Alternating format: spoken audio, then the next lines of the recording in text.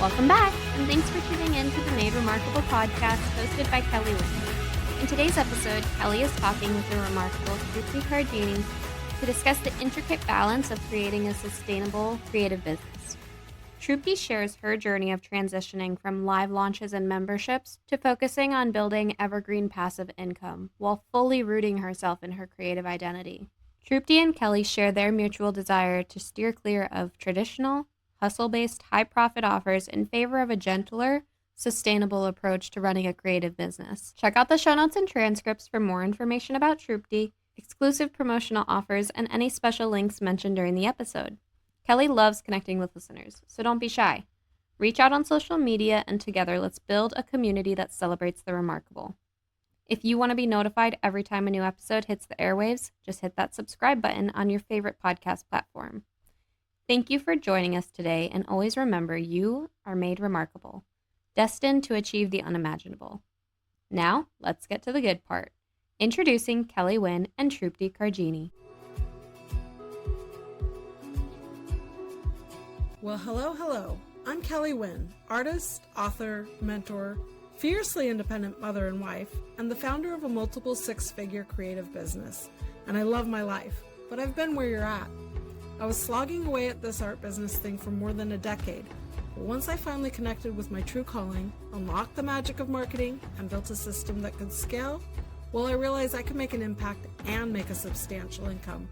I'm finally running a business that I love, and it makes all the difference in the world. My biggest dream is to help you do the same. Let this podcast be the catalyst to your biggest success. You already have it in you because you are made remarkable.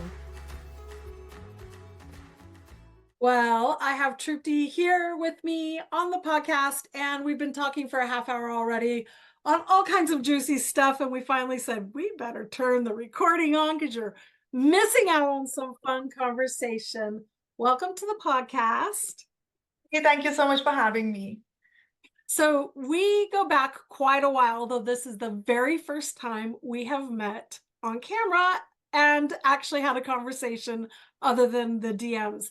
But we go all the way back to when I launched my membership in 2018. You were one of the very first guests in True Colors. I remember that, and I remember recording the class for your membership when we had just moved into a new house, and I didn't even have any furniture in there. I just got a table in there and got my camera gear, and I filmed that class for you, and that is probably why it was so echoey, because I literally had no furniture in there. And it's funny that we're talking about this as I'm sitting, just recently moved in my new place in Cochrane near Calgary in Alberta. So yeah, it brings back a lot of memories. Yes, I loved it. And it was really fun to be able to highlight your watercolor skills. And I always oohed and awed over all your wedding photos, jealously thinking, one of these days I'll make it to India. But now you're not even there. You're in Canada.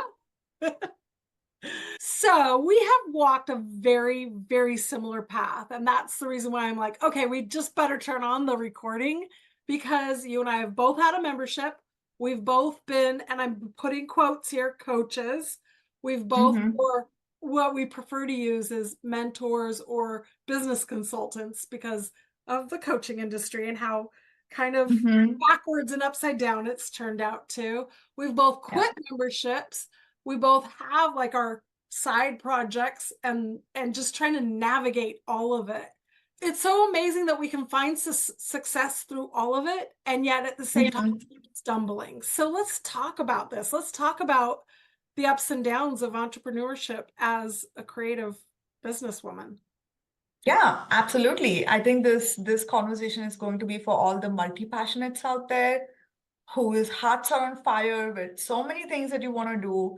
And so Kelly and I are just like you. So let our hindsight be your foresight. Yeah. And then you can learn from all of the many stumbling mistakes we made and all the profound lessons that we've learned. And there have been so many.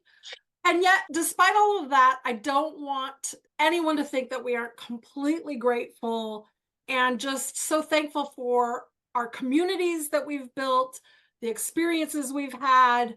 I wouldn't undo anything that I've done because I wouldn't be who I am now without having that experience.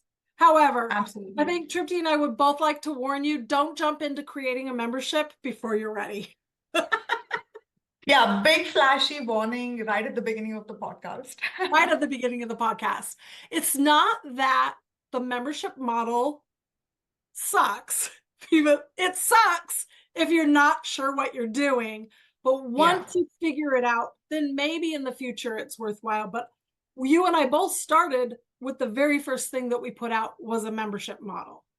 Oh my God, the damage it did. The damage. The long-term damage it did though, my goodness. But yes, I would say the membership model is not bad. It's just that it's of all of the business models that I've tried in my creative career, the membership model is the most intense because yes, everybody gets like, really hypnotized by the, oh, you're going to get like a monthly recurring revenue. Yes, awesome, great. Monthly recurring revenue is fabulous. I've experienced this for 2.5 years. But let me tell you, along with the monthly recurring revenue, there's also the monthly recurring energy that you're going to have to put in. Even if you batch create all of your stuff, it's just a lot. I would not dream of doing it by myself. I don't think I've ever done it by myself because my amazing husband and business partner, Nahush, he was there with me right from the very beginning to help me create it, launch it, and everything. And even then, even in my first launch, I just felt, oh my goodness, just the two of us, it's just so less. We definitely need more hands on the deck. So yeah, this is the one model that I would say I would even consider memberships maybe 7, 8 years into the business. Having tried everything, having said all the other components, a membership would be like the last thing that I would ever add. Right. When to my you've business. built an audience big enough to sustain it as part of it, even though you and I both had a pretty good audience size, memberships when you've got thousands of members are amazing because then you definitely have the revenue coming in and then you can afford to hire the right help, et cetera, et cetera. But at a few hundred or even a few dozen, you're working continuously and tirelessly trying to get ahead. And I just find personally, I find that like you, a really hard model to sustain if you're not ready for it. Yeah, absolutely. And I would not do it as a newbie person who is just starting out with teaching online. When I started my membership, I wasn't even a newbie. Like I'd been a Skillshare top teacher for 2 years. I had a lot of experience with filming online classes, with teaching. So it wasn't even like I was a novice, but still, oh my goodness.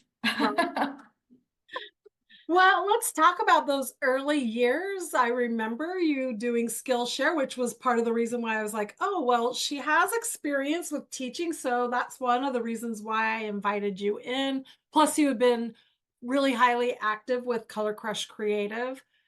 In some ways, you and I were both talking about those like fun, innocent years before you actually became a real full-fledged business, tirelessly working. It was like, it's play, it's fun. And then somehow if the business takes over and you don't have time for play and fun anymore, it's just, whew.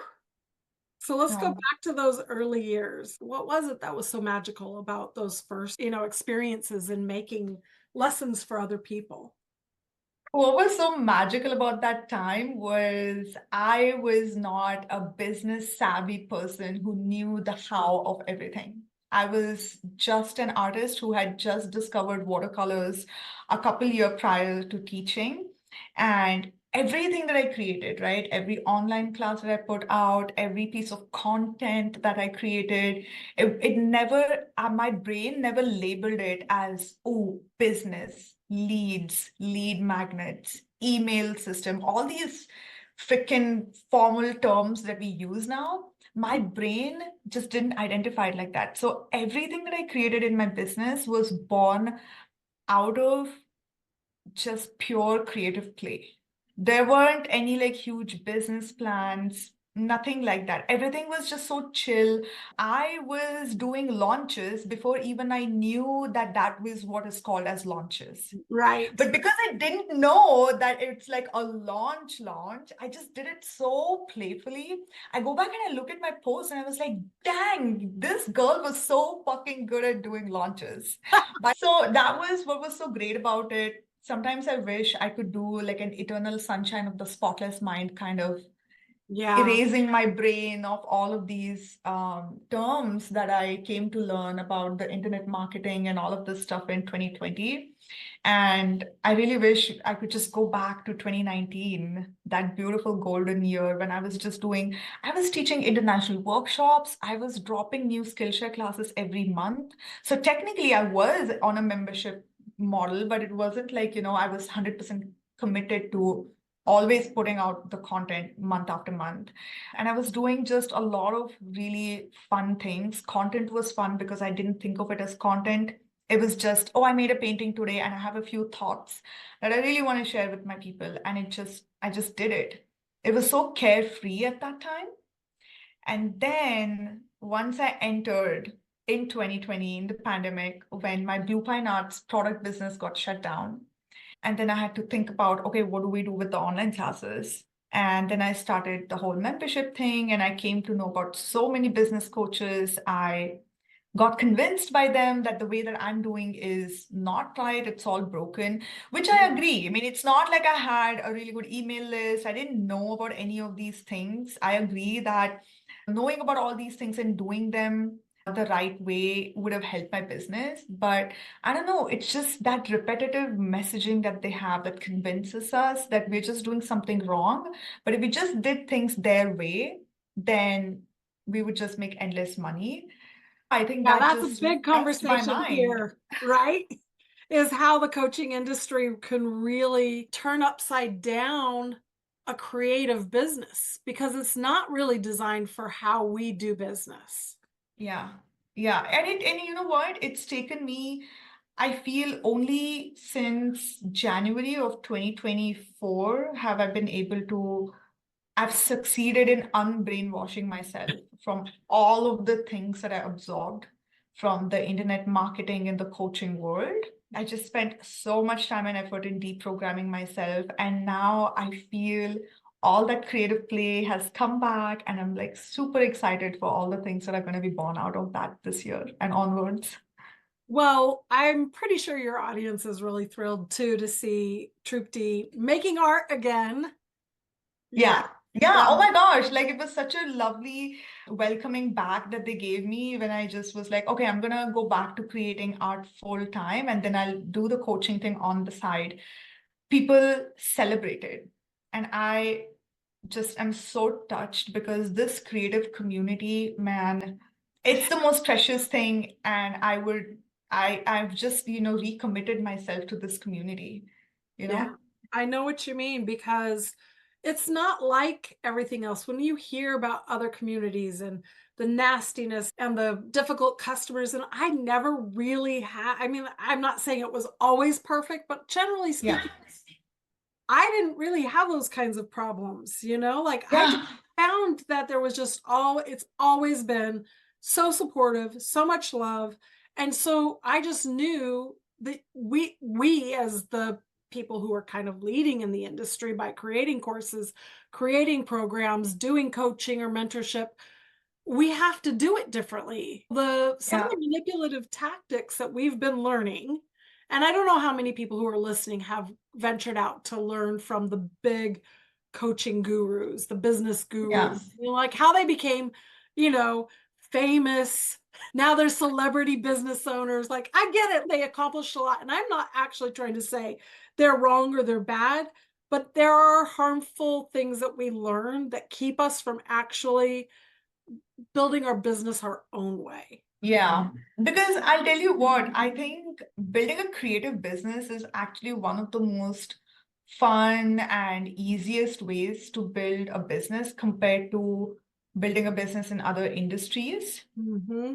And you just got to be careful. You just have to be very protective of it, especially when you're learning from these big box mentors, Right. the big celebrity names or whatever, because all of that stuff is so generalized, which makes sense for other industries. But then in my experience, I found out that, oh man, damn, this doesn't fit for the creative industry. That doesn't fit for the creative industry. And so a lot of my work with my business consultancy clients is about helping them sift through what are the things, the simple things that they can take and still keep that creative play and that sacred creative practice intact. Because I know the cost of losing all of that and how hard it is to find your way back, you know? Yeah. Well, I'm kind of in the middle of that myself because running a business is very creative but it takes so much time and energy. So if you don't protect your Yeah. creativity, it definitely that time gets sucked away from you so quickly. You're a coach as well, and you spent all of last year mostly talking about that on your social media, especially how we show up energetically to create the kind of life that we want. And I loved your messaging. However, after a pivot, you've pivoted back in a lot of ways because it was Yeah. taking something away from you, which you say is your creativity and actually showing up as an artist. Yeah. Yeah. I mean, the pivot to teaching holistic manifestation was, I just felt so called to do that. I still feel called to do that. And the reason why I felt called to do that is because I saw that in the traditional coaching and manifestation methods, so much of that actually shames people into changing themselves. And I wanted to take an unshamed approach because I know that after suffering from a lifelong shaming from many different aspects in my life growing up, watercolors, when I just started trying them out as an adult, was the only thing that I tried without any self-shame or somebody else shaming me to change, to get better. That was the first and only thing that I have done without anybody shaming me to try to get better at painting with watercolors. And that was so healing to me and my inner child. I saw that manifestation, like I just don't like what the Western world has done with this word, but it's actually a way of life, which I unconsciously learned from watercolors. Like I was doing all of the manifestation and stuff before I formally learned about all these spiritual principles in 2020. And I was like, oh my gosh, I was doing it. I was doing it my way. I was doing it unconsciously. And I was doing it so playfully. And my business was succeeding like crazy. I was feeling so fulfilled. Everything was working, right? So that is what I wanted to help people. I wanted to help them unshame from all of these toxic shaming tactics and the fear mongering and the pain point based tactics that the coaching industry generally uses to shame you into changing and becoming a quote unquote better person. And I Right. wanted to show people how they can actually embrace that messy humanity that we all have Oh, I love and it. still create the life that you've always dreamed of, because that's exactly how my life has unfolded with art. But because it took so much time and effort, I set out to create my course called Powerful Practical Manifestation. I thought it would take like 3 months max to do it. It ended up taking a year and a half. And I spent all of that time away from my painting practice. And it injured me. I suffered so many injuries with that. I felt so hollow. And eventually I felt disconnected from this beautiful work itself because that deeper well of creativity was not there. And so that is why I was like, oh my goodness, what are we doing over here? Yes, I want to teach manifestation, but not by sacrificing my creative practice. I want to teach manifestation the way I learned it, through watercolors. I love it. And how can I do that? By removing the artist Trupti from the equation. And so to set my mind straight, I just put a pause on it. And I've pivoted back to being a full-time artist first. And I realized that, oh my goodness, my core identity must always be that of an artist, of a playful creator. And from this place, once I've rearranged some things in my business and like gotten this message out, then I want to see, how am I going to teach manifestation differently? I don't have the answers yet. I'm still in the process of it, but I know because I trust the universe. I trust this process because I've done it in the past. It's worked out. And right now I'm surrendering. And all of these are manifestation practices.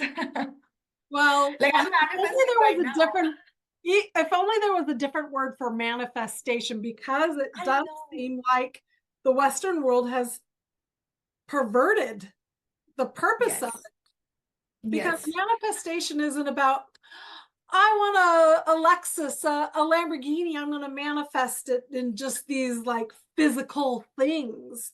It's about Yeah. who you are and how you live and how you move through the world. And then in what you're being, you're attracting more like it. And we forget that that's just, so much is out of our control, right? But I know. Yeah, go but on. what's in our control is how we react and show up to everything, Yeah. Yeah. right?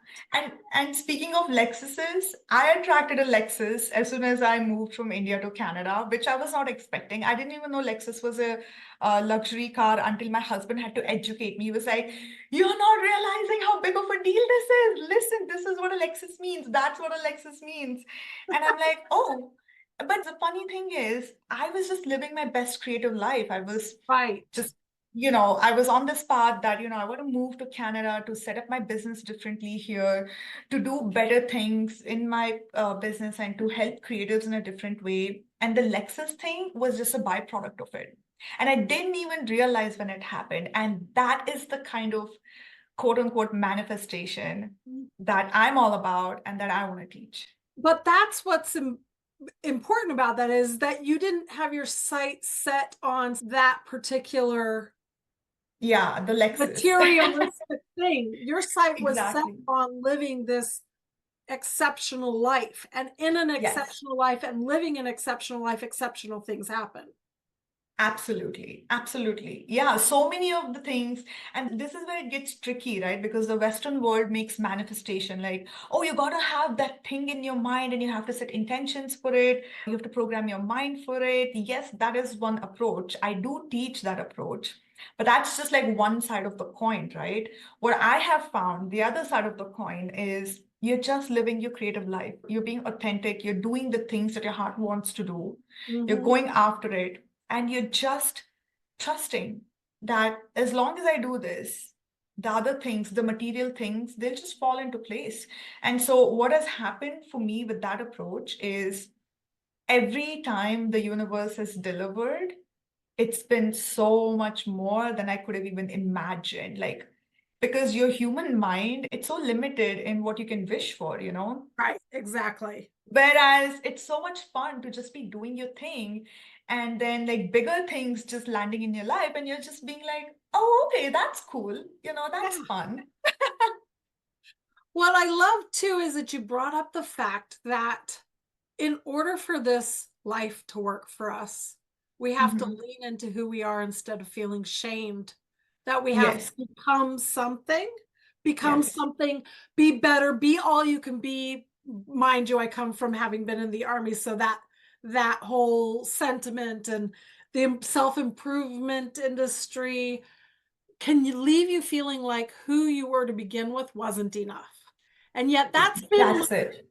and that's been one of my biggest missions with Made Remarkable isn't become remarkable. It's you are made remarkable. You are already this way. Lean Yes. into who you are, those gifts.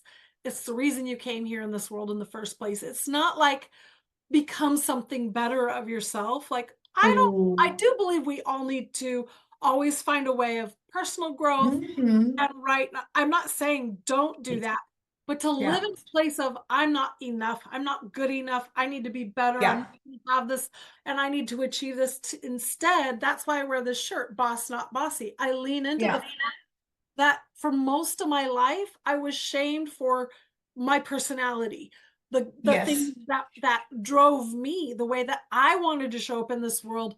And yet, when I look back now, the reason why I'm able to build the business, and this is the same for you, the reason you're able to lean into your creativity, lean into the business you're building, is because you finally tap into who you are and not what you're supposed to be. Absolutely. Yeah. And I love your mission so much. The way you explained it to me. Yes, it Yeah. absolutely makes sense. And that is what I also endorse 100% is, I mean, let me give you an example. Like I got diagnosed with ADHD in 2020, and I cannot tell you all the ways that some personal development is taught in that, oh, you got to batch create your content for your membership for it to be successful. If you're not batch creating, if you're not like doing everything in advance, if you're not planning your whole year and, you know, getting a lead on it and doing everything in an organized, productive way, then you're wrong, right? Do it this way because this is the only way to succeed, right? And that shamed me so much Yep. for the kind of brain that I have. And there've been so many times where I felt, man, do I even belong in on this planet? Do I even get to live? Because I just feel so wrong. I feel like I don't belong here. Everybody is operating in a productive way, and then I'm simply am just not able to do it because my brain is just wired differently, right? Yeah, I was going to say, I love that you show up sharing that on social media and saying, today I'm just taking a break for my nervous system to recover. Yeah. And you Yeah. shared that. I don't talk about that, but believe me, I am in the same boat as you. Batch create what? You see 10 years of Instagram? That's me showing up every day, never having batch created one time in 10 years. Never. Never batch Exactly. create. I can't do it. Yeah. So it's not like it's not going to be beneficial for me to write all of my quote unquote launch emails beforehand, schedule it. Yes, I understand that Yeah. in a way it makes my life better, but I can only do that once I have had complete acceptance and love for the way my brain is wired right now. And being compassionate in those times, day-to-day life, because you know all of these concepts we're talking about are abstract right now. We're talking about it on a podcast, but how it shows up in your daily life after you wake up. Do you have chronic pain? How does your body feel that day? Like today, I woke up in a ton of pain. So right now I'm fine, but after recording this podcast, I'm going to take a little break because that's me having compassion to myself, you know? So yeah, all of these things matter because the first and foremost thing that needs to happen is you have compassion for yourself in the weird way that you're configured, no matter what that is. And And also just even then, what yeah, life is throwing at you. Not everybody has, you're two people working on a business with two beautiful cats, and you don't have to worry so much about raising kids or sick. I mean, maybe you do have sick parents, but you're I not have doing that. 9 people on my team. I have 9 people on my team. I'm a child-free woman. I'm not driving kids to Right. school or packing lunch or whatever. I have 2 cats who, I mean, I don't even have dogs who I think are like so much more needier than cats. I have all this privilege that I've created for myself. And that is what allows me to be a little bit more doing things, a lot of things in my business, because a lot of people say that, oh my God, you act so quickly. You just like decide that you want to do this, and then the next moment you're done. And then they feel bad that they're not able to do it. But then I'm like, but you're a mom. Yeah. I can't even imagine like the amount of energy that goes through that. Like, do you have a team? So I am very privileged because of all of these other factors that allows me to show up in my business a certain way. But then how damaging would it be if I just started a coaching program or whatever, right? And I'm like, if you do these things, then you can be successful in my business just as me. But we all know That is everyone is impossible. different. That is shaming somebody else. That would be me shaming as a child-free woman who has a lot of time on my hand. That would be me subtly shaming women with children. And then when they don't get results, then they're probably going to think that, oh, I probably didn't do it right. Or maybe I'm not as good enough as Trupti. Do you see how damaging it Yeah, can be? it's very, and that's one of the main reasons why I hesitated a long time before I decided, do I want to help, or we can use the word coach, but I like to use the word mentor other people in their business. And I Yeah. just kept watching these practices at all costs. Anyone who wants to come on in, I don't care if you're ready for this or not, if you have a following or not, if you have an expertise or not, if you even have the time or not, come on in, join my program. And I know that everybody has their own choice to make, whether they're going to sign up for a program or not. But I'm like, how do I deliver this and make sure I'm delivering it in a way that works for the creative person? Because our industry is different. than all the other industries. We can't use the same kinds of tactics, if you will, Yeah, yeah, that other industries would use, because we are absolutely. jugular people, we are creative, we're expressive, and we are very close knit too. Everyone wears their heart on the sleeve and supports each other a lot. So in order for me to go into this realm of my business, just like you're thinking about, okay, how do I continue with business mentorship or consultation without doing the same things that other people have done to us or in the industry Yeah, in general?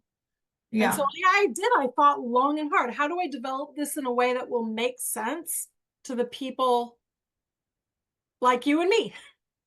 Yes, and I just love that you've chosen to do this work because I do feel like creatives, they need help in terms of one, helping them steer clear of all these harmful strategies that are being taught by very big names in this industry. Right. And then two, if they have already suffered injuries with these tactics, then like helping them recover, helping them find their own way, because that's been my work. The kind of clients I work with have already tried all of those tactics and now they're burnt out. So I specifically work with burnt out creative business owners, Oh, but that's good. only who specialize, who want to, launch courses, because I do think it's the best way to make like a good passive income, but you have to be very, very careful how you're approaching it, especially after suffering a burnout, because I'm the burnout queen. Me too. I'm kind of wondering if I've ever even gotten over it. Yeah. Oh my gosh, really? I think there's still always a part of me that feels like I'm still trying to make up for 2020 when I had that total burnout.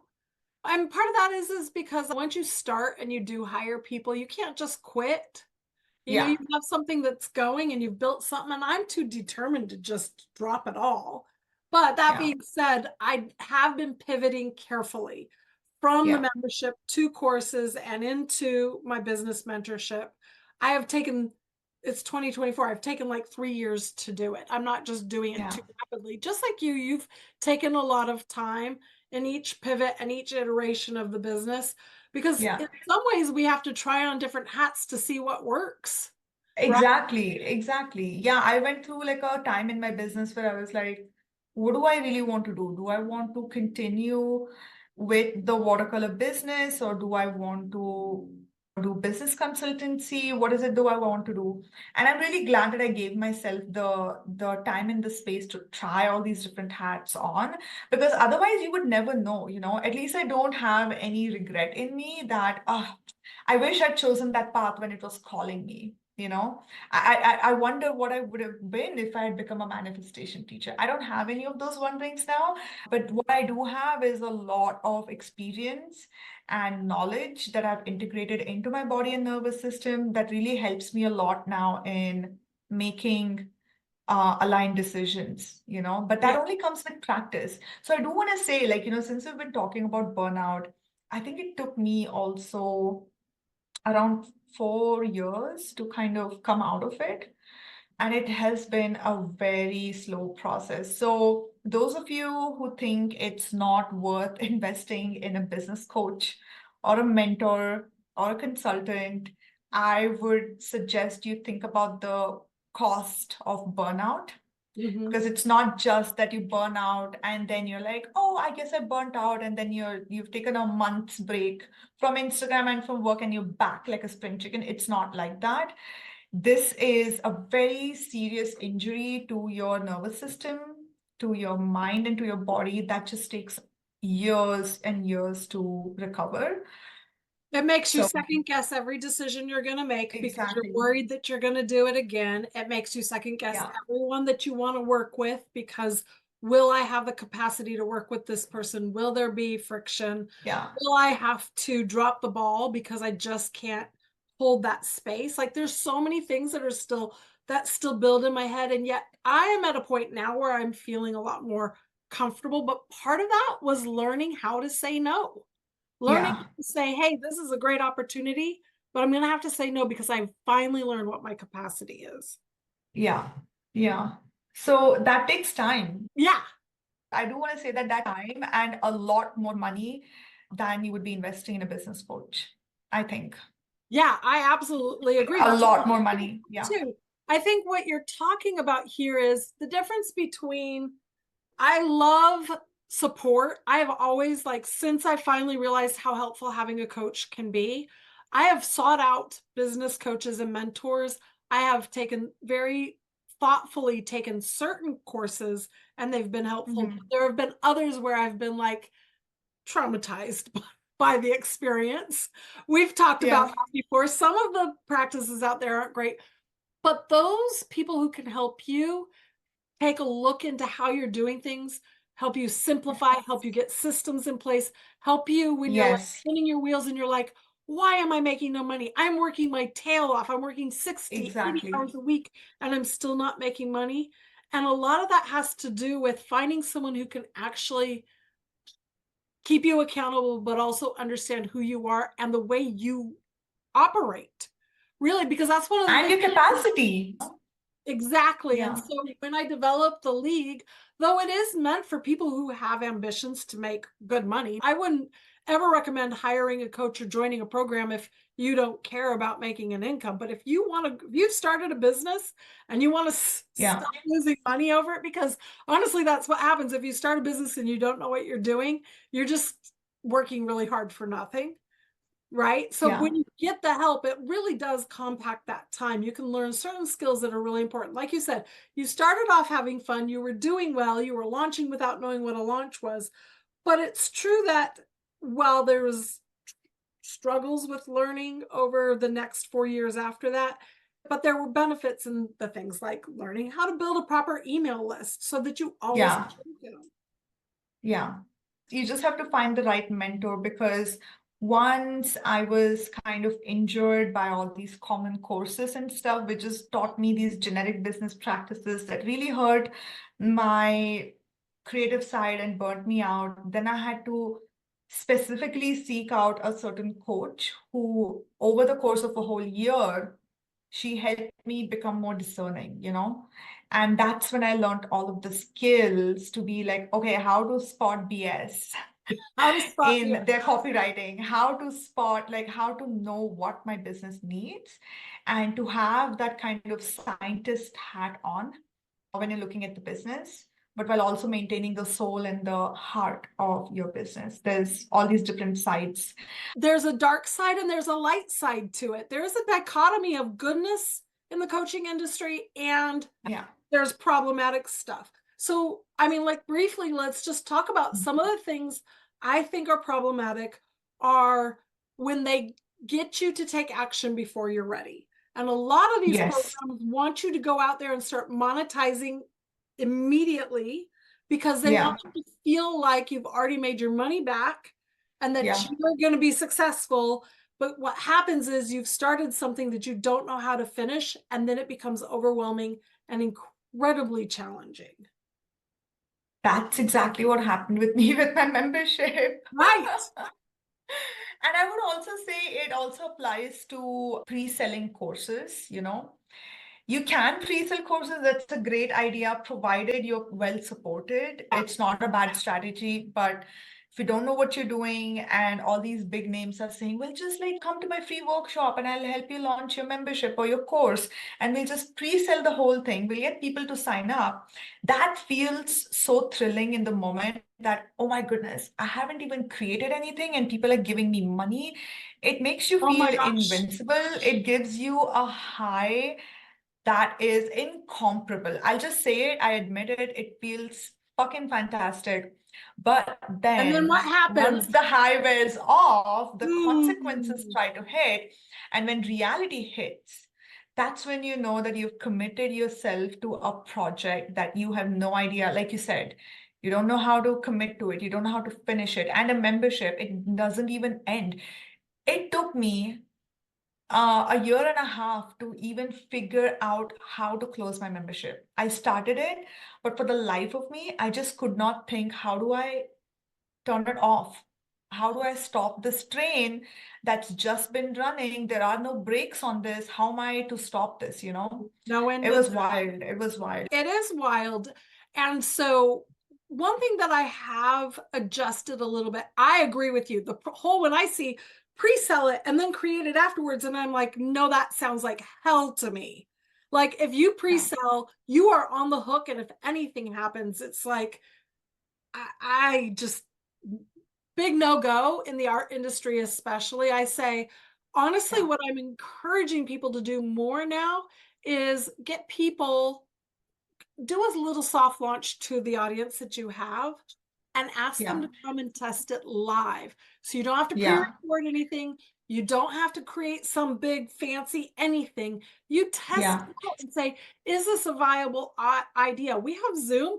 Put your Zoom camera on and paint for them. Put your Zoom camera Yeah. on, coach for them. Put the Zoom camera on and take them for a walk through the park and explain how you could do plein air painting, right? Test it Yeah. out with a small group first. And what you're doing is validating your idea without the pressure that you have to complete some perfect project. Yeah. Because I Yeah. have sold projects, I have sold courses that weren't even finished yet. And all you're Yeah. doing is crying late at night, going, I have to record another thing. I never want to be in that place again. I would much rather test my ideas and then work from that Yeah. information to build something that Yeah. the audience actually wants. Mm-mm. I've just been so fortunate that when I've pre-sold my courses, because this strategy was taught to me, and then I found out that, oh damn, it's not getting over in like 3 months, but my people have been super, super kind and generous in waiting for all of this. But it just goes to show how big of a heart my community has.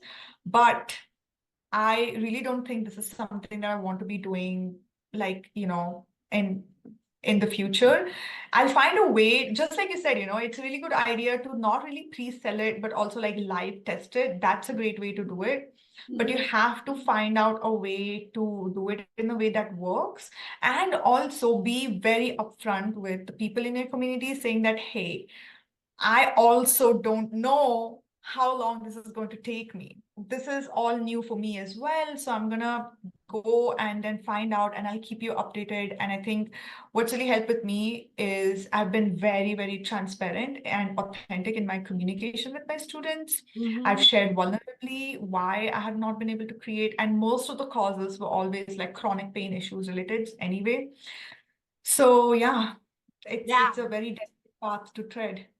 But that's the beauty of building a trusting and open community, is that they see you as human and not something other than them. And that's what I've always wanted, is to be among the people, not above the people. Yes, absolutely, yes. And Because, yeah, that happens when you are transparent and honest and talking about yes, what's really happening in your life, and you're generous with what you can give. And that's how I see you, Trupti, all the time, showing up very vulnerable and open and honest. And I think that that's something, that's the reason why people are drawn to you, is because that they feel they know you, and that you're not swaying them in the wrong way. As we've talked about some of these other people, it's like you're bringing them along for the journey with you. I think the key to that is I realized that I did it unconsciously for a long time, and then I realized, oh, this is why things have been really successful in my business, and why I've like kept my community with me in all the different pivots I've done. And the key is to never remove the human from the business. Right. Never remove the human. Like, I don't want to be like some big fancy branded, big shiny perfectionist, a person that you just put on a pedestal and you adore. No, I am just as messy as you are. My house, I have like unfolded laundry pile the size of Mount Everest, which makes me very nervous to tackle. I don't know how I'm going to do it. It's been almost a month since I moved into my new place. Half of my stuff is still unpacked. Some days I just have a lot of pain because I'm on Invisalign and all of this stuff right now, and I've got like jaw issues going on. So I'm in a shit ton of pain a lot of the time, but Yeah. I am doing my best. Some days my best is just 30% of my energy. Some days it's 100%. But I always want to show people the human behind all of this, because it's when you remove the human from the business and you start preaching from that high place, that's when the shaming begins. Right. That's when, Yes, exactly. How do you make decisions now moving forward? Because we've talked about this and I talk about it often like, yes, as creatives, we're always going to be multi passionate, but we don't have infinite energy. So we have to pick and choose how we're going to move forward and focus our business. And you've made a little bit of a pivot too. You're not abandoning your practical manifestation course, still there. And but it's like not the highlight anymore. You're Yeah. coming back to your original creativity. You just Yeah. released a gorgeous art course all about large watercolor painting, and it's Yes, witches beautiful. love. And you're about to completely rework and rebrand Blue Pine Arts and put everything under one umbrella, which again, we've walked so many paths. It's same thing with me putting everything under Color Crush Creative and allowing it to have its own entity that I'm still involved with. I'm still the human Yeah. behind it, even as Yeah. my own personal brand grows in its own direction and allows some space to breathe and be who I am. Yeah. So your question was, how do I make the decisions for How this? are you making decisions now? Like when there are so many opportunities, so many ideas, how are you like Yeah. learning what to let go of and what to move forward with? That's a really good question, actually. One thing that I've learned, I think now it's been 6.5 years of me being in business now. I have learned that not every exciting idea is meant to be worked upon right now, right now. Because a lot of this coaching and online industry creates this sense of urgency that it's now or never. You have to act on this idea now or you're going to miss the train. And I had that perpetual anxiety of, oh my God, I'm not hitting the iron when it's hot. I'm going to miss my opportunity and Oh, all of these things. But I realized that, well, have your bank of ideas because you're a multi-passionate, you're going to have a lot of ideas, but then do things one by one, step by step, and focus on one thing at a time. Because yeah. for a long time, I split my focus between teaching manifestation, doing business consultancy, and then running an art supplies business, and then teaching online. Oh my goodness, that was like a lot. And if you're focusing on too many things at the same time, for me, it created a fracture in my identity because I had to Yeah, be different people for each of these different passions. And that's it was it. like kind of living with Oh, a split personality kind of like a thing, it was really exhausting for me to switch between personalities. And so what I've decided to do now is to focus 100% completely on my creative business, on putting out my creative offerings. I am on a mission to make everything evergreen. I don't really want to do like timed launches. You know what I mean? I don't want to run courses once a year or twice a year or things like that because I just found even that to be exhausting for me because if you don't notice, like half a year just goes by in a blink of an eye these days. right. For me, evergreen passive income is like the thing that works for me the best after experimenting with live launches, memberships, this, that, and everything. So I'm focusing all of that. I'm focusing on building up all of the systems and processes that support students coming in all the time because I'm the kind of person who loves to market and sell all the time. I don't like short launches. I don't like doing a launch and then not talking about it for a while. So that's what I'm doing is focusing on this. And then once I'm fully rooted in my creative identity, in my creative practice, once I have like set everything up so that I've created some space for me to think differently and teach manifestation differently. I already think differently about manifestation. I just want that empty space for me to figure out how do I teach it differently. And then once that clicks in, I just want to be done with my manifestation course. I don't want it to be like a freaking, what do you call it what do these online business bros call it? The ascension pyramid, is it? Where Yes. you start with the low dollar offer and then they kind of like push you and sell you into a higher offer. I'm not interested in doing that. Yeah. I didn't even start the whole manifestation thing to make money, to be honest. I just wanted to help other people unshamed because I just saw how much damage it was causing.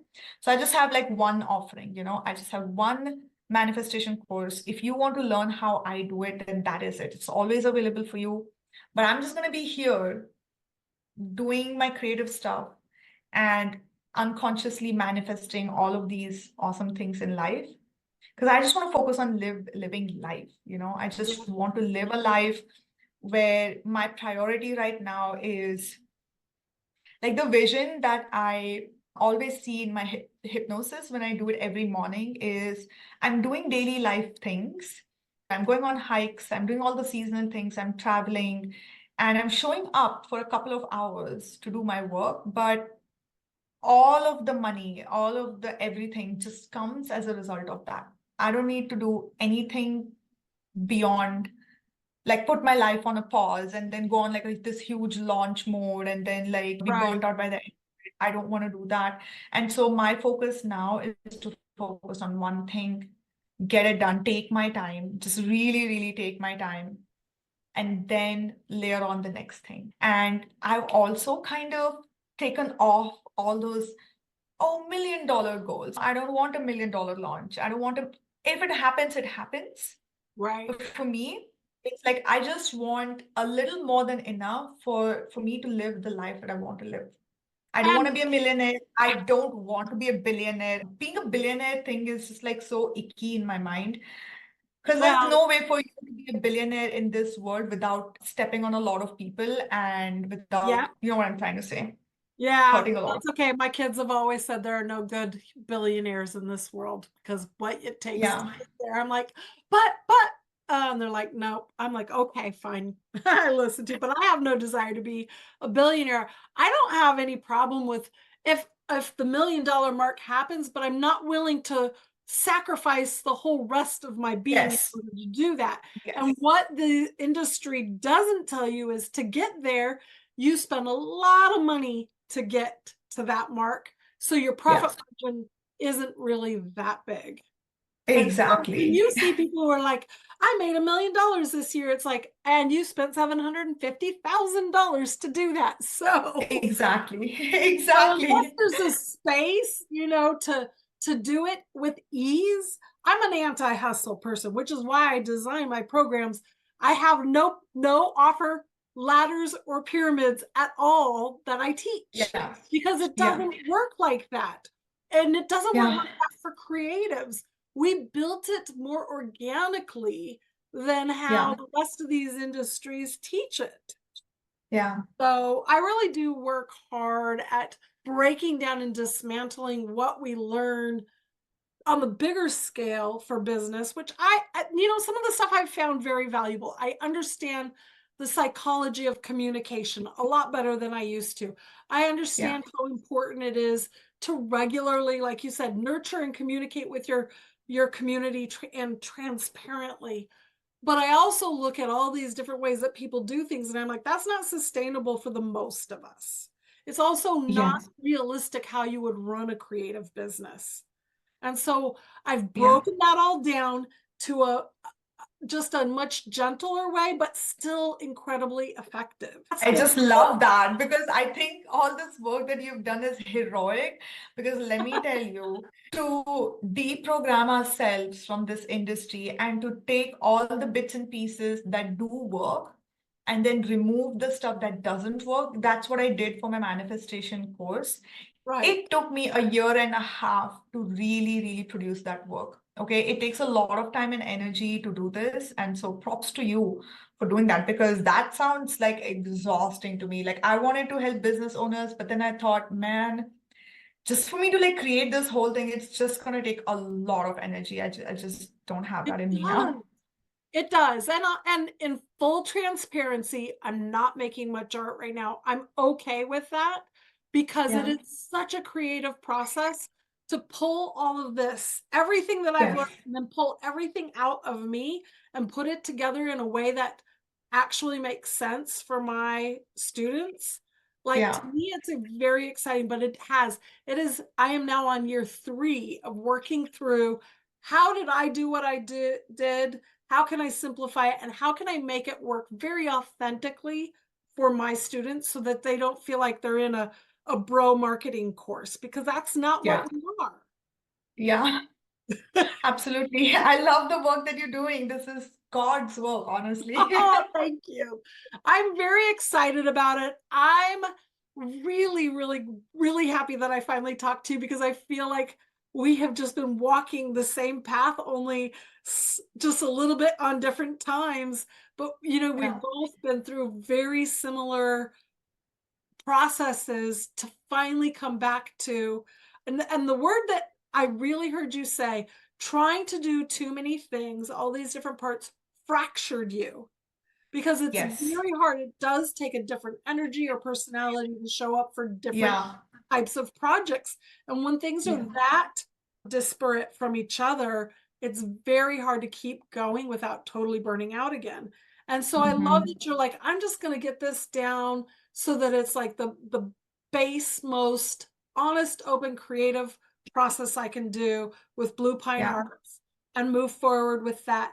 And then I have this other layer I can put in as I have the space and the ability to, without forcing it, Yeah. without having to do these like crazy song and dance for social media, et cetera, et cetera. It's like Yeah. there is a way to do it. But I do believe that when we are multi-passionate and we try to act on all of our passions at one time, that's when we're most likely going to burn out. Absolutely. Absolutely. And this is the wisdom from my amazing husband. He is just such a good advisor to me. And he kept telling me all these years, and I didn't listen to him. Oh, we And have I that think in like I common too. finally, through fucking around and finding out, I learned the lesson. And these days I'm just like, oh my goodness, thank you so much for keeping me on path. And like that's really helped me. His counseling actually helps me a lot. And so I feel like finally, in the 6th year of my business, I've settled into a rhythm where I know exactly what I want to do now and how I want to do it. I know how I want to set my systems up in the back end to support that as well. And I'm very comfortable at walking at a slower pace now. I don't Yes. want to like run and rush because that's what everybody conditioned me to do is like you have to run really fast. But yeah, but also I would say that to anybody who is listening, where if you're like, oh, but I'm not in that place, I don't really know what my pace is, and she's already there, she's already figured out. I only figured it out in December of 2023. Let me just say that. It's just been 4 months, 5 months of me figuring this out. And it I don't think I would have been able to figure this out had I not taken all those detours and done all those Yep. experiments. So I just want to say, like, don't make business this like hard thing that you just have to figure it out. There is no alternative to experience.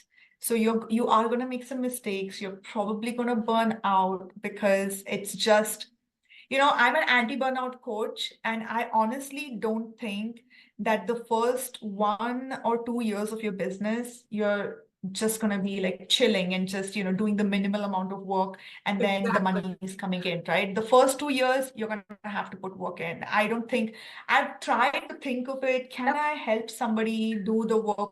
Could I have done it differently? But no, I had to work a lot of hours in the first 2 years of my business for me to get where I wanted, for me to get to a place where I could be, I'll just take it chill a little bit. So Sure. I just wanted to I'm be very honest because I also don't want business owners to have the expectation that, oh, like I'm worthy of a slower pace of life. So I should absolutely be putting in only 2 hours of work in my business a day. Just being yeah, but that transparent. makes it an expensive hobby. I know. So you just gotta like, yeah, you You you have to gotta decide. know when to put in the work, because there's a difference. I always say this, there's a difference between working hard and hard work. Yes. Never be proud of hard work. Hard work is what we've been conditioned with from us by our society. Work hard and you will succeed. It's like that's the hustle part of it, right? But working hard is I don't think you can like replace that. Working hard is when you're showing up for your passion. Those late nights when you're just gonna have to sit and like write your website copy or figure out your email list, you gotta do that. I'm doing that right now. And Yep. so I never want to lose touch, no matter how many millions I make. I just don't want to lose this side of me that has a good work ethic. So there is that, like you got to balance that. And at the end of the day, you got to know what season of life you're in. Like if you've just had a baby or like you have like two really, really small kids, they're gonna like that's gonna take a lot of time from your day. But let's say your kids are grown up now and they've like left the nest, then wow, you have a lot more time on your hand to dedicate to Right. your business. So don't look at what your businesses are doing and just be like, yes, I will do exactly like them, right? Like you just need to be very discerning about where you are in your life right now and how you can make your business work even with that limited time or energy that you might be having. The important thing that you were saying is I don't want to delude anyone that it does take work. Exactly, Especially because couple of again, years. yeah, Yeah.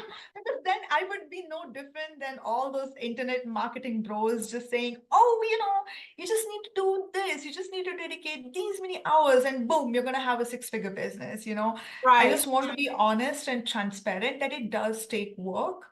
So let's not be deluded in this whole Gen Z culture of self-care that we have got going on. Absolutely take care of yourself, but just know that there are going to be sprints, right? It's not just a marathon. Sometimes you're going to have to sprint, sometimes you're going to have to rest. It's a combination of all of that. Right. But we could work smarter and not just. Absolutely.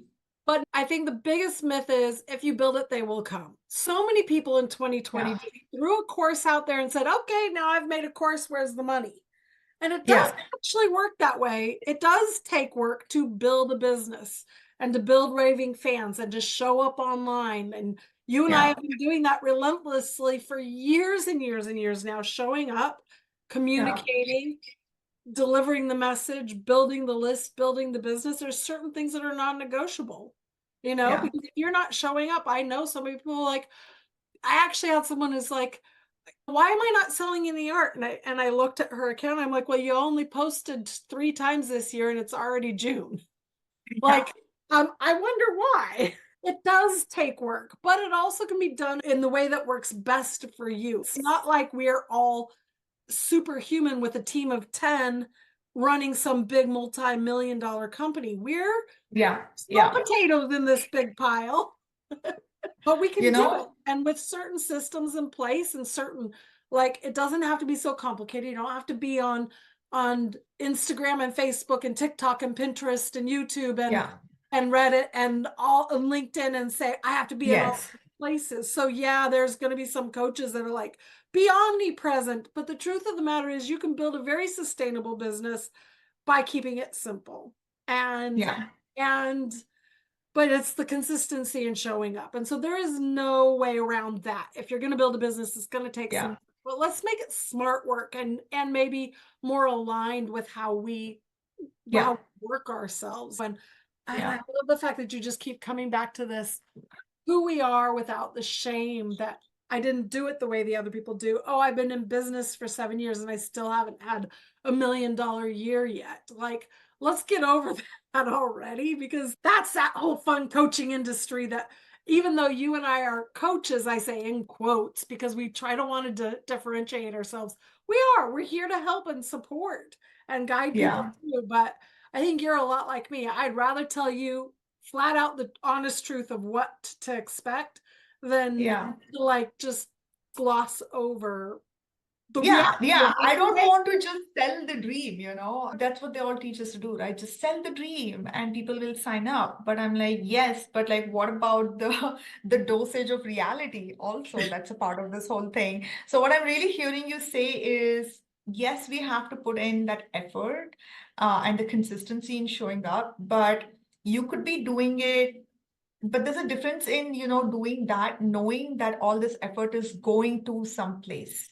It Right. is building revenue. It is going towards building profit. It's going towards attracting the money that you need for your business and your life. There's such a practical aspect of it Right. versus what I did for a long time until, there's this whole Instagram, the social media part of it is just, I would just do it.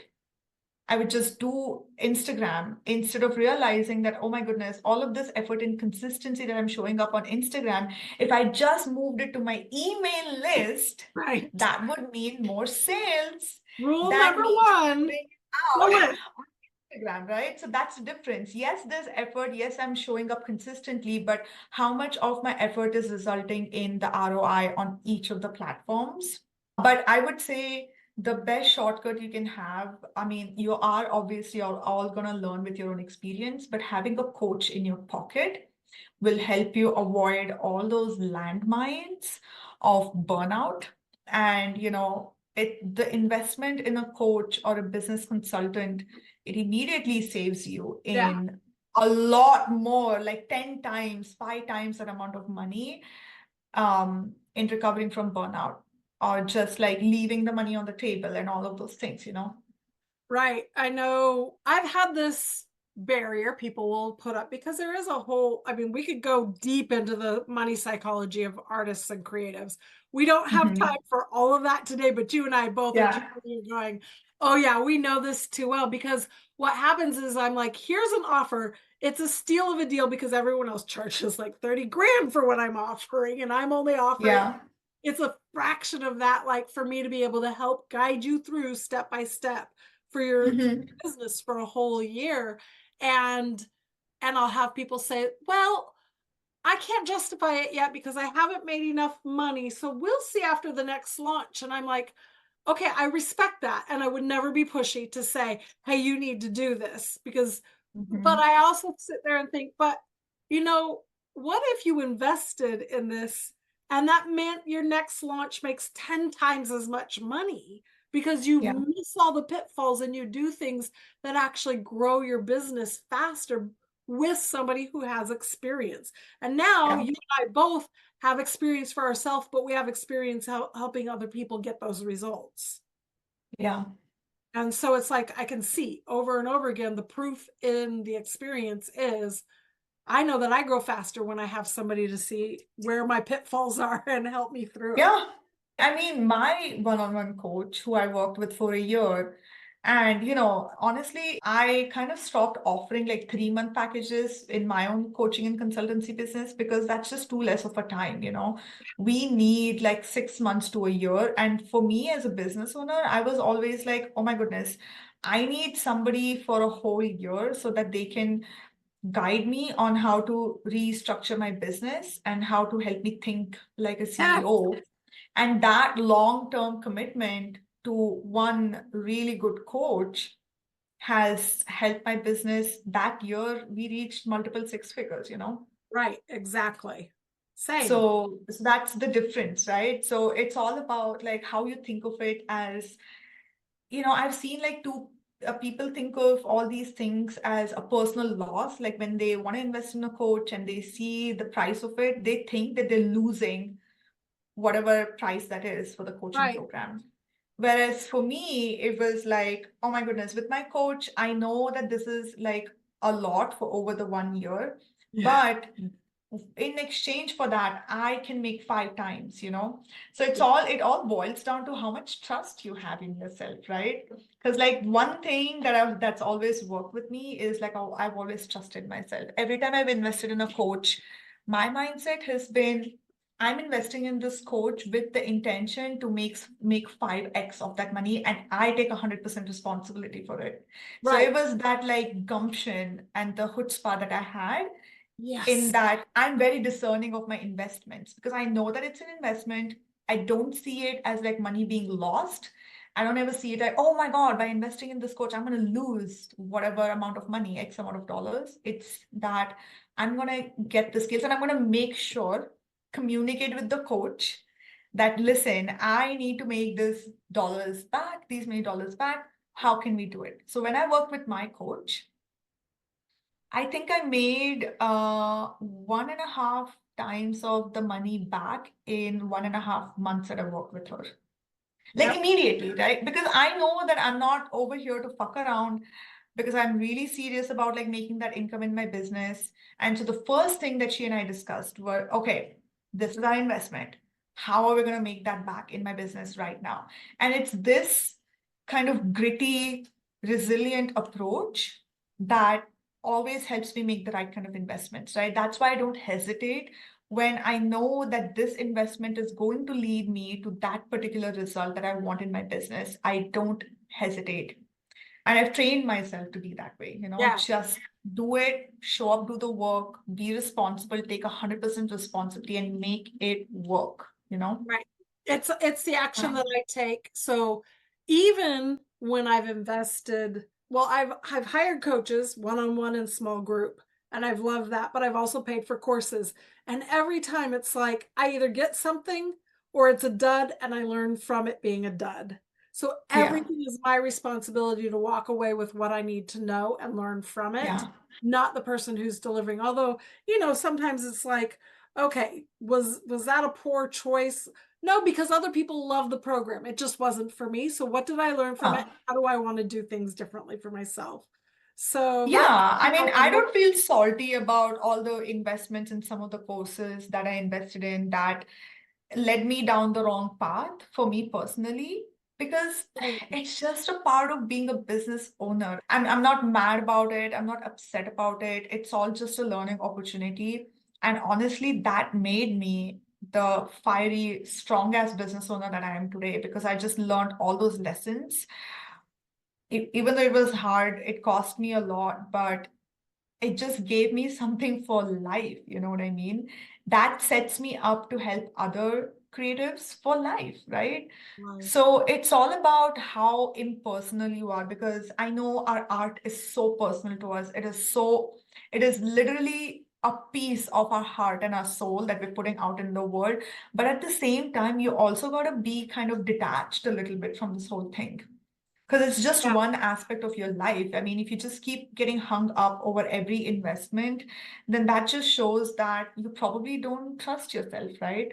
So it all boils down to, do you trust yourself to work with this coach to get the result that you want in your business? Because I see a lot of people entering this thing being like, oh, being all hesitating, as if it's the coach's responsibility to make it all happen, Right.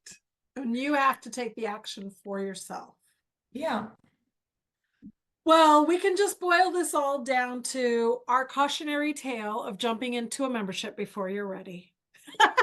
Yes, it all boils down to that. And yet it's funny because you and I both said, however, as much as it was very challenging to run a membership and how we had to figure out how to shut it down for our own sanity, it doesn't mean that we would never do it again. We just know enough Yeah, that we would do it differently. exactly. We're not demonizing anything. We're just talking about the timing of it all, you Yes. know? Yeah, and being very discerning about that. Everybody has their own path to walk in this, but I definitely have to say, once you're in it and you're committed to it, there is a certain sort of amazing freedom in building a business. Yes, it's a lot of work, but it's like, I did that. I created it from the ground up. And I'm Yeah, supporting other people, and I'm helping other people's dreams come true, and I'm providing something for other people, artists and creatives, to learn from me, to buy the art supplies, to come to the coaching programs, to come to the retreats, whatever it is that it's very creative and very fulfilling to run your own business. I'm just really glad that we finally got to talk, Trupti. yeah, me too. We've been planning this for ages. I know. So for everyone, you're about to launch your Blue Pine Arts brand new website. We'll have all the links to all of that so everyone can see all the gorgeous art supplies and the courses that are available. And if you don't already know, now spell your Instagram handle so that they can find you easily. Yeah, it's at the rate Trupti Karjinni. You'll probably find the link in the show notes and everything. Yes. And I am a watercolor artist who's obsessed with teaching other people how to enjoy this rather precarious medium in a flow state rather than in a constricted, frustrated state. And so I make handmade art supplies and resources for passionate watercolor artists like you. And my new tagline for my new website says, for dreamers and romantics. Mhm. So that's who I like create all of this for. So if you're the kind of person who just wants to play with watercolors, but in a way that doesn't make you tear out that beautiful, beautiful, beautiful hair of yours, then come check out Blue Pine Arts. It's bluepinearts.com, and you will find our handmade art supplies that we make lovingly in our studio in India. And you'll also find a whole bunch of my watercolor courses. My latest one being the Painting Large Watercolors course, which I believe is the only resource that is dedicated to teaching artists how to paint with watercolors on a large format. Because I don't think I've not found anybody who teaches that. And that's my signature thing, because I sell a lot of original artworks that are huge. It allows me to charge higher fees for my artworks, and I have beautiful collectors around the world. And so, yeah, I'm just hell-bent on making you enjoy watercolors rather than be frustrated by it. I love it. Awesome. So everyone, check out Blue Pine Arts, and thank you so much for being on the podcast.